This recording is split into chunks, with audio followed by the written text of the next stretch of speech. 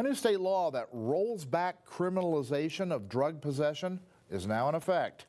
Measure 110 is seen by some as a new effective approach to drug addiction in Oregon. Leslie Cano has the details.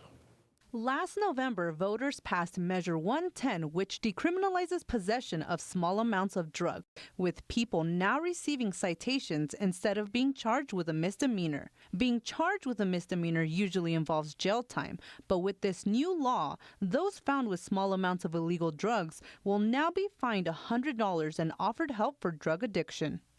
People who receive citations for small drug possessions under Measure 110 will see that behind the citation, there will be a phone number to call for help with drug substance abuse. Right. Addiction, is a disease, and treating addiction, as a crime has been wrong for a long time. And so treating it as a health issue is the correct approach. Part of the law requires the Oregon Health Authority to establish a treatment and recovery services fund financed by marijuana revenues, which will support new addiction recovery centers and community access to care grants, 15 around-the-clock addiction recovery centers, and a grants program that will support the addiction recovery centers. But offering alternative services might not deter people from carrying illegal drugs on them. If they are addicted, until they get the proper help, if they want it and then receive it, I believe we will still see some repeat offenders, yes, just because of the drug's addictive properties.